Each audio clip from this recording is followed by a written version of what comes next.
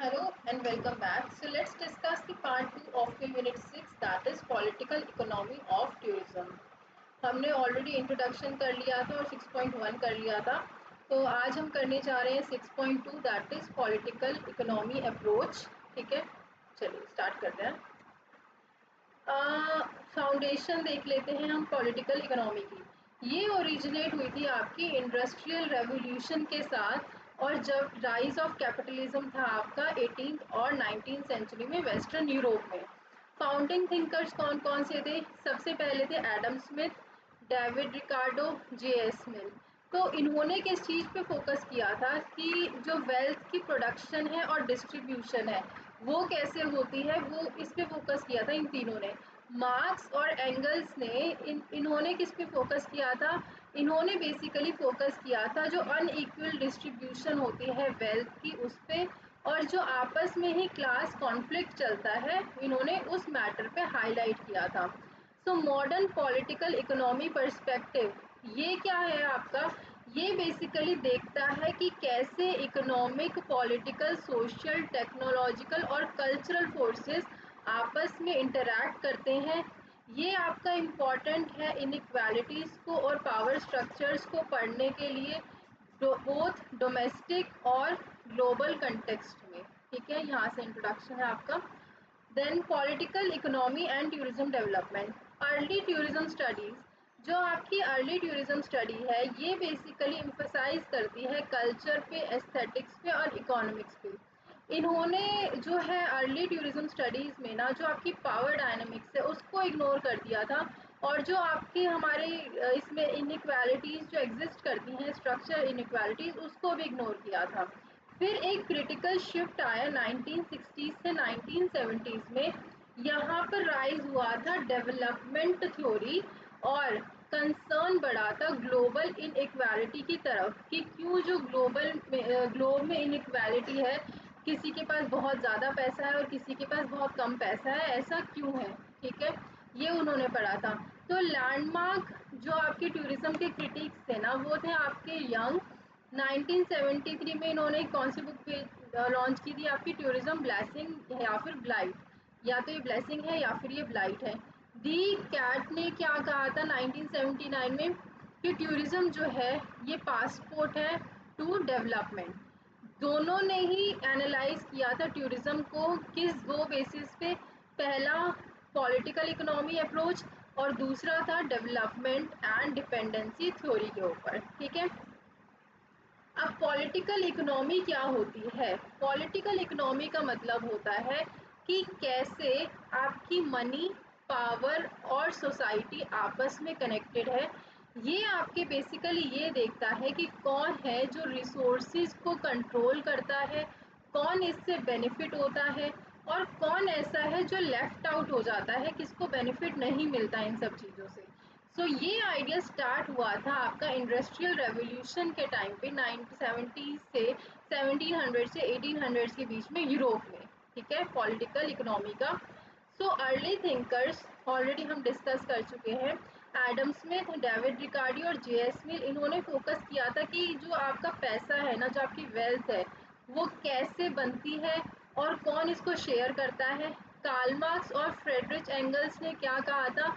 इन्होंने डिस्कस किया था कैसे रिच और पुअर, ठीक है, जो है आपस में वेल्थ को शेयर करते हैं, और क्या कैसे जो हमारा सिस्टम है ना वो आप जो है इनइक्वालिटी को क्रिएट कर देता है। मॉडर्न पॉलिटिकल इकोनॉमी क्या होती है, या फिर इसमें क्या बोला गया है? ये स्टडी करती है पॉलिटिक्स, इकोनॉमिक, कल्चर और टेक्नोलॉजी।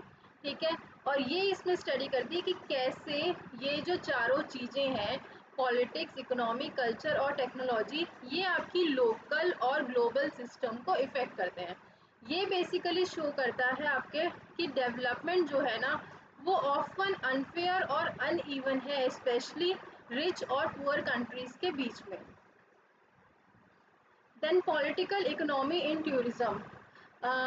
जो पहले हम पढ़ते थे ना टूरिज्म के से रिलेटेड, तो टूरिज्म को सिर्फ ना एक फन, कल्चरल और एक मतलब ऐसे देखा जाता है कि हाँ टूरिज्म सेक्टर एक नेसेसरी सेक्टर है इकोनॉमी के लिए। बट वो जो मेन चीज़ थी ना कि पावर किसके हाथ में है और कंट्रोल, एक्चुअल कंट्रोल किसके हाथ में, प्रॉफिट किसके पास जा रहा है, वो चीज़ वो लोग इग्नोर कर देते थे। ठीक है, ये तो देखते थे कि इकोनॉमी में बूस्ट आ रहा है, पर किसकी इकोनॉमी में ज़्यादा बूस्ट आ रहा है, जो पैसा है आपका कहाँ जा रहा है, पावर एक्चुअल में किसके हाथों में है, तो वो चीज़ें इग्नोर कर देते थे। ठीक है, तो 1970s में रिसर्चर्स ने रिसर्च करी और इन्होंने इस तरीके के क्वेश्चंस पूछना शुरू करा कि कौन एक्चुअल में बेनिफिट हो रहा है टूरिज्म से, क्या ये लोकल पीपल जो है उनको हेल्प मिल रही है, या फिर आपकी जो लोकल पीपल हैं या फिर हम कह सकते हैं लोकल कंट्रीज हैं, आपकी लोकल स्टेट्स हैं, वो डिपेंडेंट हो रहे हैं आउटसाइडर्स के ऊपर अपनी आजीविका के लिए। ठीक है, इम्पॉर्टेंट बुक्स देख लो, ये वाली हम ऑलरेडी डिस्कस कर चुके हैं, यंग की और डी कैट की, ये दो बुक्स हैं, ये आपको याद रखनी है। ठीक है, सो ये जो बुक्स है ना, इन्होंने टूरिज्म के गुड और बैड साइड्स दोनों को ही रिफ्लेक्ट किया था या दोनों के बारे में डिस्कस किया था। इन्होंने जो है पॉलिटिकल इकोनॉमी और डिपेंडेंसी थ्योरी, इसको यूज़ करा था टूरिज्म को एनालाइज करने के लिए। अब डिपेंडेंसी थ्योरी क्या होती है, पॉलिटिकल इकोनॉमी हम पढ़ चुके हैं कि क्या होती है। डिपेंडेंसी थ्योरी का मतलब क्या होता है कि कुछ जो पुअर कंट्रीज़ हैं वो पुअर ही रह जाती हैं क्योंकि वो जो रिच कंट्रीज़ है ना उसके ऊपर डिपेंड करती हैं। तो रिच कंट्रीज़ को हम पुअर कंट्रीज़ भी बोलते हैं। ये लोग रॉ मटेरियल ले लेते हैं पुअर कंट्रीज़ से, पुअर कंट्रीज़ को पेरिफेरी भी बोला जाता है। अब वो रॉ मटेरियल लेके अब आप वहाँ पर गुड्स बना के, और हमें ये वाले जो गुड्स हैं ये एक्सपेंसिव गुड्स हमें हमारा ही रॉ मटेरियल लेके हमें ही एक्सपेंसिव या फिर महंगे दाम पे हमें बेचते हैं, जिसकी वजह से जो पुअर कंट्रीज़ है ना वो हमेशा रिच कंट्रीज़ पे डिपेंडेंट हो जाती हैं, डिपेंडेंट रहती हैं। तो ये एक साइकिल क्रिएट करता है जहाँ पर वेल्थ जो फ्लो होती है ना वो कैसी फ्लो होती है, पुअर टू रिच की तरफ। ठीक है, तो कैसे होगी, पुअर कंट्रीज से रिच कंट्रीज की तरफ वेल्थ का इनफ्लो, तो ये आपकी डिपेंडेंसी थ्योरी में आपका बताया गया है। सो एंड्रे गंडर फ्रैंक ने 1967 में इन्होंने क्या बोला था कि जो वर्ल्ड है ना वो दो पार्ट्स में डिवाइडेड है, सेंटर और पेरिफेरी। सेंटर मतलब रिच और पेरिफेरी मतलब पुअर। ठीक है, पुअर कंट्रीज, उन्होंने भी सेम चीज़ बोली थी कि पुअर कंट्रीज जो है वो रॉ मटेरियल प्रोवाइड करती है रिच कंट्रीज को और रिच कंट्रीज से प्रॉफिट बनाती हैं, जिसकी वजह से रिजल्ट आता है किसका, लीकेज का। मतलब जो आपकी मनी फ्लो है वो पुअर कंट्रीज से बाहर चला जाता है। ठीक है, टूवर्ड्स रिच कंट्रीज। अब नीचे आ जाओ, देखो टूरिज्म एंड डिपेंडेंसी। टूरिज्म जो है ना वो मनी तो लेके आता है, बट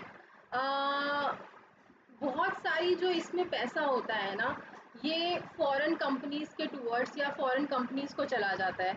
लोकल पीपल जो होते हैं आपके, इन ये तो लो पेइंग जॉब्स इनको मिलती है टूरिज्म इंडस्ट्री में, बट एक्चुअल में जो प्रॉफिट है ना हम तो इस चीज़ को देख के खुश हो जाते हैं कि हमें जॉब मिल गई। ठीक है, बट एक्चुअल जो मेन प्रॉफिट होता है ना वो चला जाता है आपका एब्रॉड। तो स्टीफन ब्रिटन ने 1982 में क्या एक्सप्लेन किया था कि कैसे कैपिटलिज्म जो है ना वो अनइक्वल डेवलपमेंट क्रिएट करता है टूरिज्म की वजह से। ठीक है, सो ये मैटर क्यों करता है, देखो टूरिज्म ना हमेशा ज़रूरी नहीं है कि हेल्पफुल हो डेवलपिंग कंट्रीज़ के लिए। हमें ये हमेशा पूछना चाहिए कि ये जो होटल है, ये जो एयरलाइंस है, इसको ऑन कौन करता है, कौन डिसीजंस लेता है टूरिज्म के मैटर में, और क्या टूरिज्म लोगों को इंडिपेंडेंट या फिर बना रहा है या फिर ज़्यादा डिपेंडेंट बना रहा है। ठीक है, रिच कंट्रीज़ के ऊपर। सो यहाँ पर वही सेम चीज़ है। ठीक है, इग्नोर दिस, अगर पढ़ना है तो स्क्रीनशॉट ले लेना, बिल्कुल सेम चीज़ इसमें बताई गई है। तो ये भी आपका थोड़ा सा मैंने इजी करके आपको यहाँ पर बता दिया है। देखो कोर एजम्पशंस, देखो जो डिपेंडेंसी पैराडिज्म है ना, जो अंडर डेवलपमेंट थ्योरी है आपकी, इसकी बेसिकल जो कोर एजम्पशंस है ना वो क्या है, ये आपकी मॉडर्नाइजेशन थ्योरी को रिजेक्ट करता है कि मॉडर्नाइजेशन थ्योरीज की लीनियर प्रोजेक्शन को। ठीक है, कि ये जो है ट्रेडिशनल से मॉडर्न सोसाइटी कैसे डिफरेंट है। ये आर्ग्यू करता है कि जो अंडर डेवलपमेंट है ना, ये सिर्फ इंटरनल नहीं है बल्कि ये एक्सटर्नल स्ट्रक्चर के द्वारा क्रिएट की गई है। एक्सटर्नल स्ट्रक्चर मतलब इकोनॉमिक, पॉलिटिकल और इंस्टीट्यूशनल। ग्लोबल इकोनॉमिक स्ट्रक्चर क्या है? जो हमारा जो वर्ल्ड है ना, वो दो पार्ट्स में डिवाइडेड है, दैट इज कोर और पेरिफेरी। कोर मतलब डेवलप्ड, पेरिफेरी मतलब डेवलपिंग। कोर को हम रिच भी कह सकते हैं, पेरिफेरी को हम पुअर भी कह सकते हैं। ठीक है, ये दो नेशंस हो गए आपके, एक तो डेवलप्ड नेशंस कोर और दूसरा हो गया periphery developing Nations. Periphery Nations जो है ना, ये रॉ मटेरियल प्रोवाइड करते हैं कोर नेशंस को और वापस क्या रिसीव करते हैं? Manufactured goods. ये आपकी इकोनॉमिक डिपेंडेंस क्रिएट करता है और रिजल्ट करता है कैपिटल लीकेज में। तो इसमें आपके की थिंकर्स आ जाएंगे एंड्रे गुंडे फ्रैंक। इन्होंने अपनी book capitalism and under development in Latin America, इसमें क्या लिखा था या किस पे फोकस किया था? इन्होंने फोकस किया था concept of metropolitan centre versus under develop periphery. इन्होंने एक्सप्लेन किया था डिपेंडेंसी की साइकिल को और इकोनॉमिक ड्रेन को फ्रॉम पेरिफेरी टू सेंटर। ठीक है, इम्पैक्ट क्या होता है टूरिज्म में, ये देख लेना आप नीचे।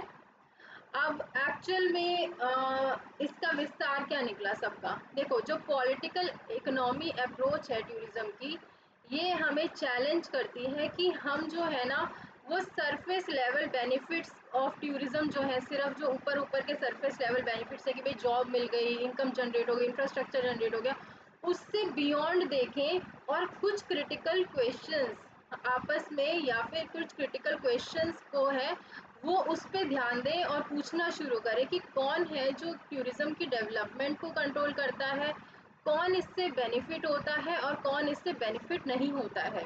कैसे जो आपके ग्लोबल कैपिटलिस्ट स्ट्रक्चर है ना, ये टूरिज्म के फ्लो को शेप करते हैं और कैसे ये डिपेंडेंसी को शेप करते हैं। इन शॉर्ट हम कह सकते हैं कि ये बेसिकली एम्फेसाइज करता है कि टूरिज्म जो है लाइक अदर इकोनॉमिक एक्टिविटीज़ ये न्यूट्रल नहीं है, ये डीपली एम्बेडेड है आपका हिस्टोरिकल इनइक्वालिटीज़ पे, ग्लोबल कैपिटलिस्ट डायनेमिक्स पे और पावर रिलेशनशिप से या फिर पावर रिलेशन से जो इफ़ेक्ट करती हैं डेवलपमेंटल आउटकम्स को। ठीक है, so this is all in this. अब हम नेक्स्ट वीडियो में करेंगे 6.2.1 tourism and core periphery dynamics. ठीक है, और ऐसे एक एक टॉपिक करके एक एक वीडियो में हम कवर करते हुए जाएंगे। चलो, टेक केयर।